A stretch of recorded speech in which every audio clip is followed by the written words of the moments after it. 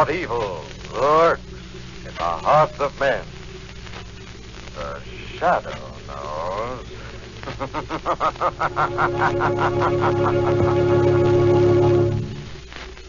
Have you ever thought about what happens within a family overseas that knows only hunger day after day? Parents live in desperate frustration, knowing their children are not receiving proper nourishment and are still unable to provide for them. And the children find it hard to understand why they should not receive the food their bodies crave. This frustration is working today among the millions of hungry families in war-devastated areas. Care food packages going into these homes bring more than just the wholesome food that gives energy and health.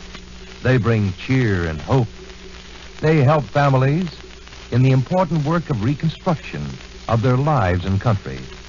Send a Care food package today. Send $10 to Nonprofit Care, New York. That's spelled C-A-R-E, Care, 50 Broad Street, New York 4, New York. Again, Care, 50 Broad Street, New York 4, New York.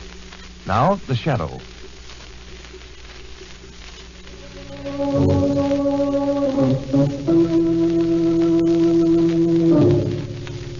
The shadow, who aids the forces of law and order, is in reality Lamont Cranston, wealthy young man about town. Years ago in the Orient, Cranston learned a strange and mysterious secret: the hypnotic power to cloud men's minds so they cannot see him. Cranston's friend and companion, the lovely Margot Lane, is the only person who knows to whom the voice of the invisible shadow belongs. Today's drama, The Wigmakers of Doom Street.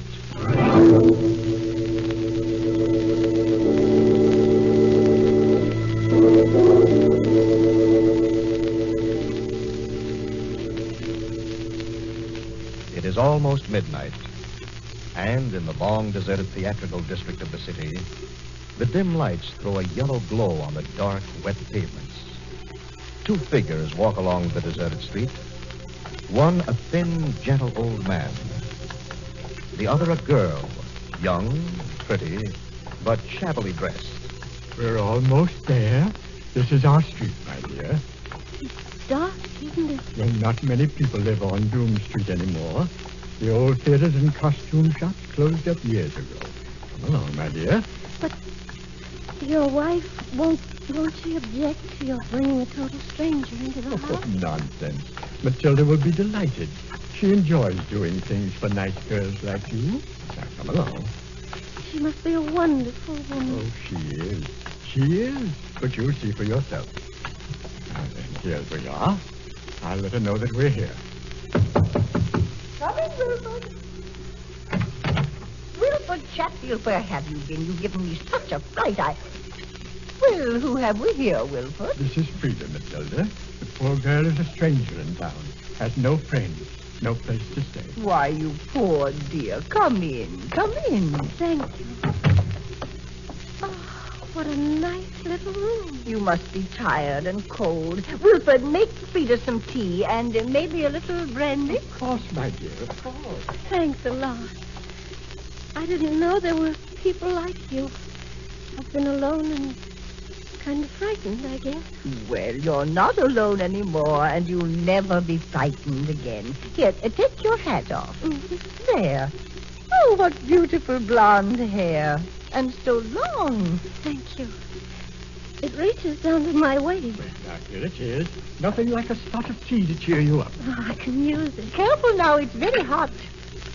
Mm. Good. Do you do this often? Take girls in like this, I mean? As often as we can, my dear. Wilford and I have no kin of our own. We like to help out people in trouble. How nice. Oh. I beg your pardon. I've just become so stupid. Well, don't worry your little head about it. Here, lean back. Be comfortable. So warm and friendly. And so long ago I was warm. And anyone was friendly. Well, Wilford, we'd better get started. Perhaps you'd better feel her pulse, just to be sure. Yes. Well, Matilda? She's dead. Splendid. Splendid. That new medicine is really wonderful. So quick and painless. Everything prepared in the basement, Oh, Wilford. yes, I made a place for her to rest this morning. I think she'll be very comfortable. Fine. You take care of the things in the basement, and I'll get right to work. Splendid. I'll be right back, my dear. Oh, such beautiful hair. Such beautiful, long, blonde hair. I'm sure it'll be the very nicest wig we ever made.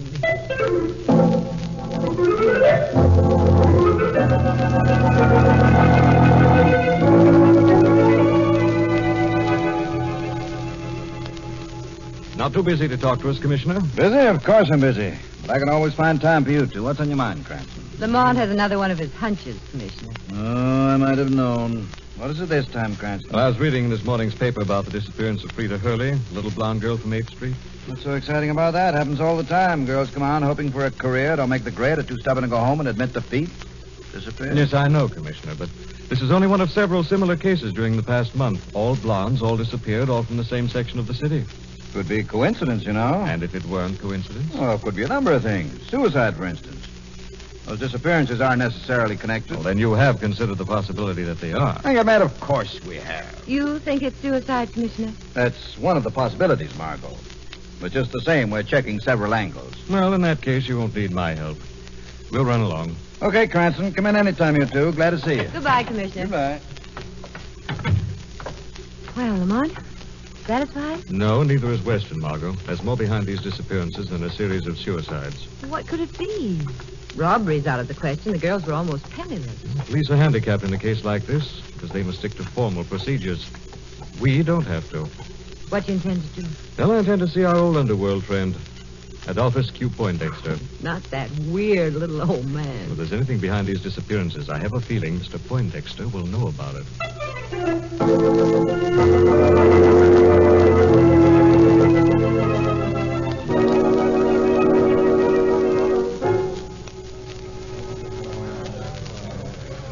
Lamont, how do you find these places? I've never seen such a dive. And the characters. Quiet, darling. You'll hurt the proprietor's feelings.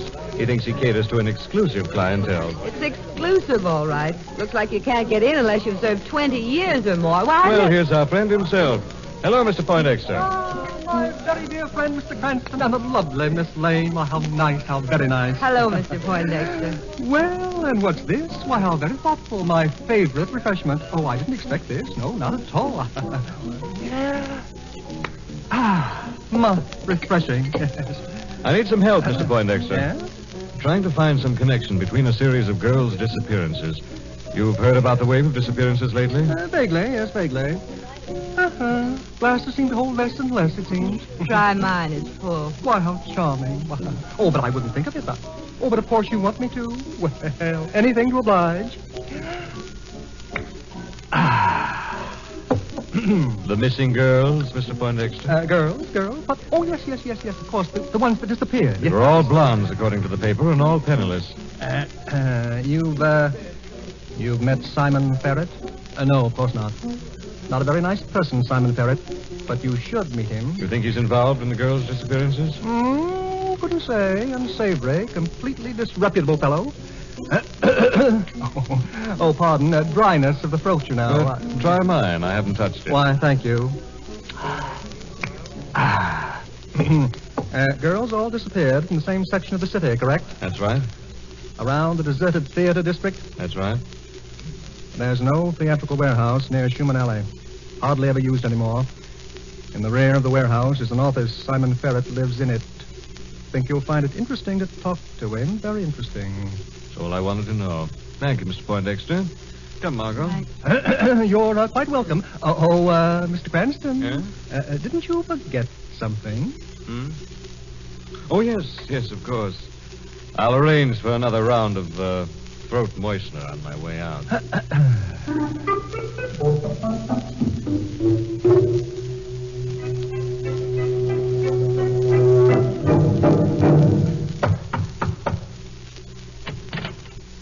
Ferret, Mr. Ferret, come in, come in. Wilford, it's Mr. Ferret. Put on some tea. Never mind the tea. You were supposed to have something for me tonight. You got it?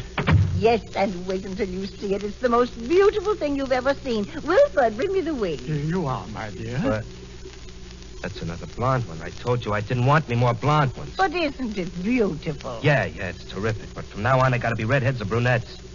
I got all kinds of outlets, see? Costumers, hairdressers.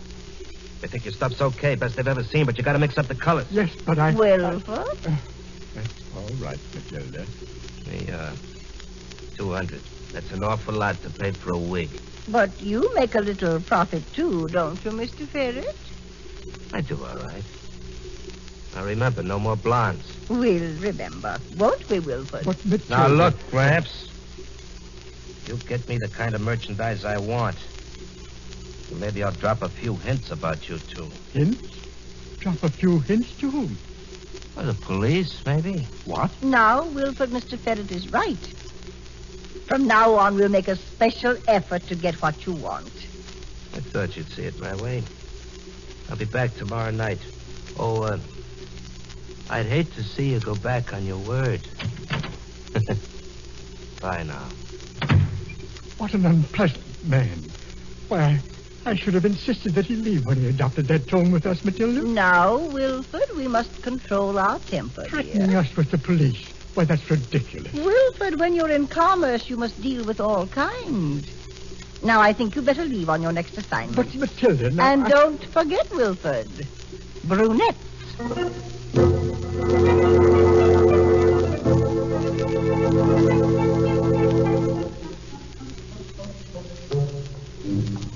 Mom, are you sure it's a good idea for us to be in this old warehouse? It's trespassing, you know. That's the only way we can meet our friend Ferret, Margot, and I'm very anxious to make his acquaintance. That must be his door. One with the light under. Probably. Now let's go in. Ferret? What do you want? Who are you? My name is Lamont Cranston. My friend, Miss Lane. What do you want here? You sound nervous, Mr. Ferret. You needn't be. We're not the police. Police? Why should I be afraid of the police? It's a little odd to be operating a legitimate business in this part of town, isn't it, Mr. Ferret? So the rent's cheaper here, so what's it to you? Besides, this is a good location for what I sell. And what kind of merchandise do you deal in, Mr. Ferret? Look, friends, I don't know what you want, but you're in the wrong place. Now, you better get out fast. If I were you, I'd be a little more cooperative. District attorney might like to know about some of your enterprises. You're fishing, mister. You're bait showing. I'm a legitimate operator. Yes? Well, what's your interest in the 3 girls that have disappeared in the past few weeks? 3 blonde girls. Three blondes? What about it, Ferret? I don't know what you're talking about. But you do have some connection with them. Now, look, mister, you better get going. I'm not You're going right Marty's now. got a gun. And I got a permit to use it. Now, do you act smart and blow, or do I have to... Okay, Ferret. You've got a point there. We'll go. And don't come back. We'll be seeing you, Ferret. Come, Margot. Mom, I'm afraid we didn't look very good. But we did, Margot. We accomplished exactly what we set out to do. We did? How? The minute I mentioned the missing blondes, Ferret bit. So? So, he must be either tied up with their disappearance or he's working for someone who is. And I think we scared him enough to send him running to the real head. All we have to do is follow.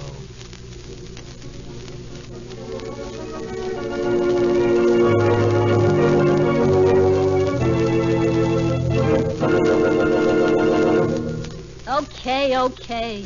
You told me there was a place I could sleep tonight. Where is it? My wife's and my home is right down in this next corner, my dear. Down this block. What kind of a deal is this, anyway? I told you, my dear, my wife Matilda runs a little refuge for girls who've been, well, unfortunate. Yeah, that's me, all right. I had nothing but tough luck since I hit this town. Of course, my dear. Now, come on, this way. Hey, let go of my arm. Who you pulling? I beg your pardon. I just don't like to keep my dear wife waiting. I don't get it. Why should you and your wife care about me or my kind? Your hair. It's so beautiful. What? Nothing, my dear. Here we are now. Shall we go in? I changed my mind. But you mustn't, my dear. Now, you must come in. Get your hands off me. Let go of me, I Please, said. my dear, now don't raise your Let voice. me go or I'll raise the roof. Don't raise your Get your voice. hands You've off got me. to be quiet. You've got to You're so sneaky. stop it.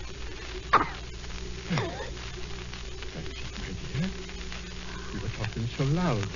Why, what's the matter?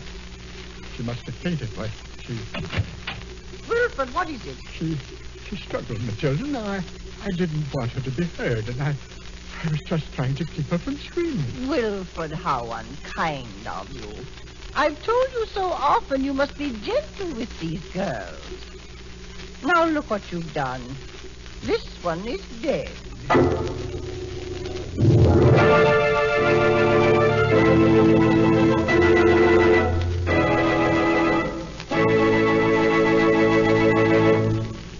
We'll return to the shadow in just a minute.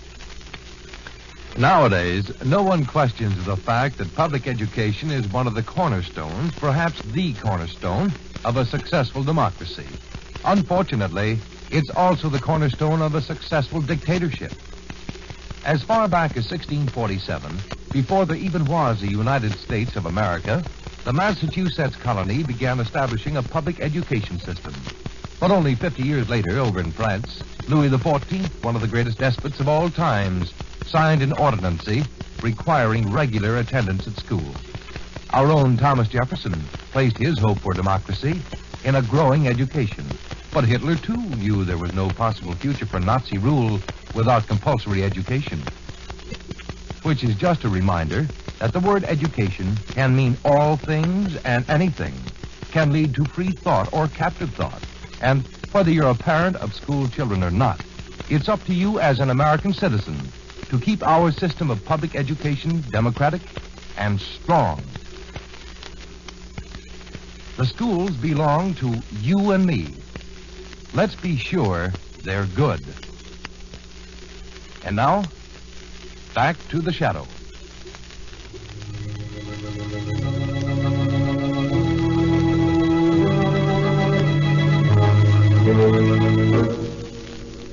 Lamont Cranston and Margot Lane are investigating a series of strange disappearances. In each case, the girl has been blonde, penniless, and friendless. Suddenly, there's a strange break in the pattern, and Lamont and Margot go to police headquarters and Commissioner Weston. Well, I see you've read of the new disappearances in that same district, Cranston. It's another girl, Commissioner, only this time a brunette. Exactly. Breaks the pattern, doesn't it? Do you still think they're suicides, Commissioner? I guess not, Margot. Too many coincidences involved. What do you plan to do, Commissioner? I'm thinking of throwing a cordon of men around the district. They'll filter in. There'll be no publicity or fanfare. That way we won't scare off the real operators, if there are any. Commissioner, I have a favor to ask. Give me a couple of hours on this case before you move in. What do you know about this, Cranston? Nothing, but I do suspect a lot. If I'm right, I think we can crack this racket tonight. Well, it can't hurt to try. Our plan doesn't go into effect till midnight. That's all the time I need, Commissioner.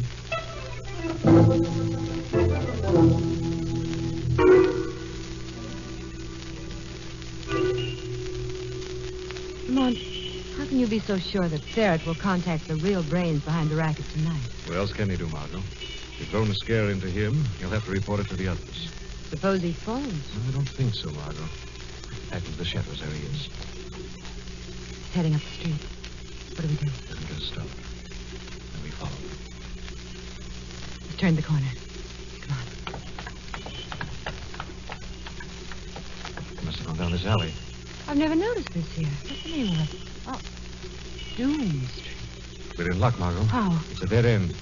Ferret will have to come this way when he leaves. When he does, we'll be here to meet him.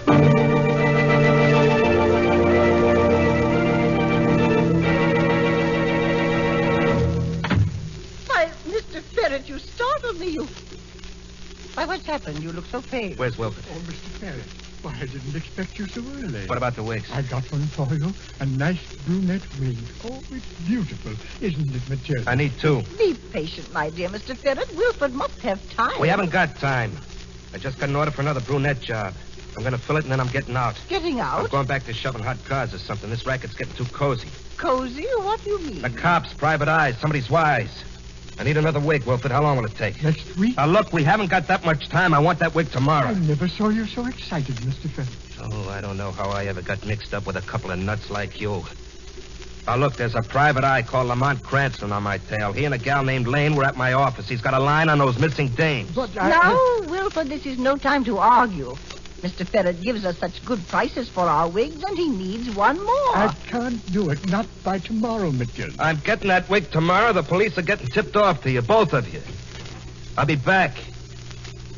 You better have the merchandise waiting for me.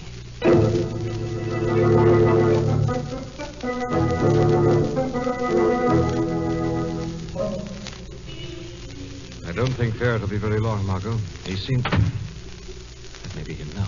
You don't think he suspects he was followed? I don't think... Quick, it's Ferret, all right. Back into the shadows. Molly must have seen us. Stop him. He's making a break for it. I'll handle him, Margot. What about me? Get a cab, go straight home. I'll call you as soon as I can. Ferret, he's getting away. He won't, Margot. I think the shadow can outrun our friend.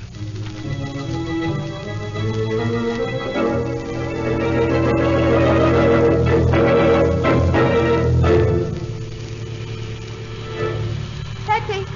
Taxi! I better start walking. That's the third cab with a fare in the last 10 minutes. Good evening, miss. Oh, you startled me. Are you Miss Lane, Mr. Cranston's friend?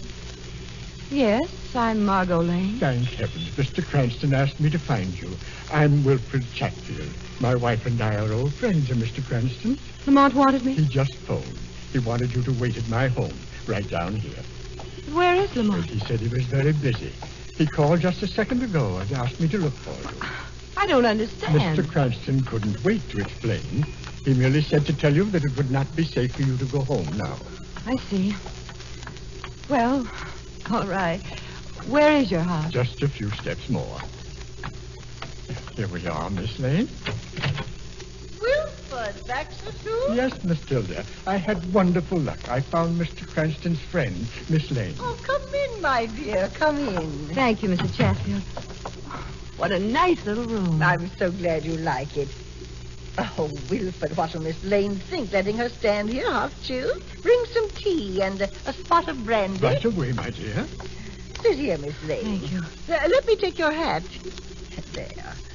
Oh, my, what beautiful hair. And brunette. Thank you. Did Lamont say when he'd be here? Right away, my dear. It won't be long. Nothing like a steaming pot of tea that'll chase the chills out of your bones. Thank you, Wilford. I'll pour for Miss Lane. Now, there you are, my dear. That'll do the trick. Thank you. Nice and warm, just like the room. It was wonderful. Lucky for us there were no taxis. Hey, Miss Lane? Lucky for me. Oh, I beg your pardon. I don't know why I should be so sleepy. You must have had a trying day. Oh. I know it's unforgivable, but I hardly keep my eyes open. Well, close your eyes, my dear. Oh. That's it. Relax. Oh. Joke on, Lamont. Come and find me asleep. We must hurry, Wilford. I'll get things ready in the basement. We don't have the time. I'll do it here. But Matilda... I'll do it here, Wilford. Oh. Matilda, she isn't dead. It doesn't matter. We haven't time to waste. Well, that wouldn't be right, Matilda. We've never done it while they were still alive. The rest were different. Don't you see, Wilford? This one is a spy from the police. But we can't do it to her yet. She's not dead. I can do it, and I will. No, Matilda, Get no. rid of Who's that? Don't answer it, Wilford. Matilda, Don't answer it. somebody's coming in. Who is it? Who's laughing? Who is it? What do you want? Wigs. That's all I want, just wigs. 4 beautifully coiffed wigs. 3 blonde and 1 brunette. We have no wigs here. He knows, Matilda. Be quiet, Wilford. I not only want the wigs, but I want their original owners. Owners? But they're resting in the basement. Why, they're... Shut up, Wilford. Can't you see he's tricked you? The dead never rest, Wilford. Listen. Matilda, I hear them. I hear them coming. Wilford, be quiet. Can't you hear them coming, Matilda? Yes, listen, Matilda. The girls, you hear them? They didn't rest. You said that they would. You said they would. Keep quiet, you crazy fool. Wilford knows the dead never rest, Matilda. The girls are just outside the door, Matilda. They'll be coming in. No! It can't be! It can't be! But it is, Matilda. They're here to claim you both right now. Open up to the end of the law.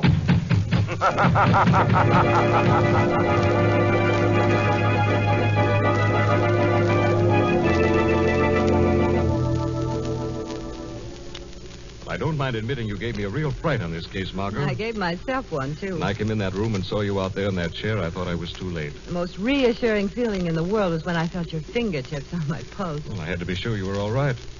The minute I was convinced you were only doped, I was ready to go to work on them. How did you manage? I suspected the little old man wasn't what he pretended to be. So when they offered me tea, I managed to spill most of it. I did have to drink some, enough to knock me out. Thank heavens you had the foresight. But how did you manage to get back so fast? When I caught Simon Ferret, I got the truth out of him. I called Weston and headed for the Chatfields. Well, I'm certainly glad that case is over. So am I, Margot. Well, I think we'd better stop somewhere and get something to pick you up a little. Fine. I'd love it. Anything but a cup of hot tea.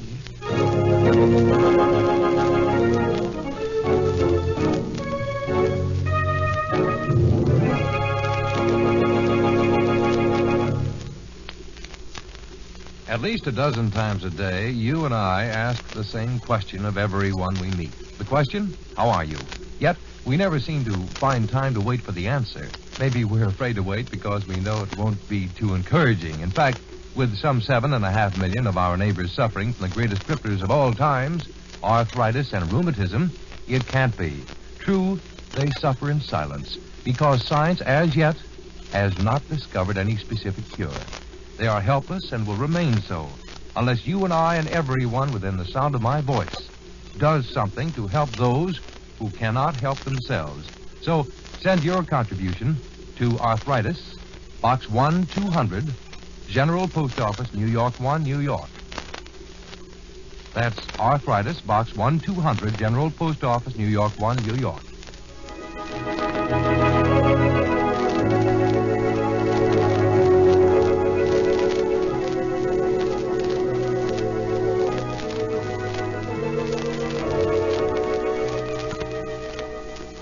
This story is copyrighted by Street and Smith Publications, Incorporated. All names and places are fictitious. Any similarity to persons living or dead is purely coincidental. Listen again next week, same time, same station, when the Shadow will again demonstrate that The weed of crime bears bitter fruit. Crime does not pay. The Shadow knows.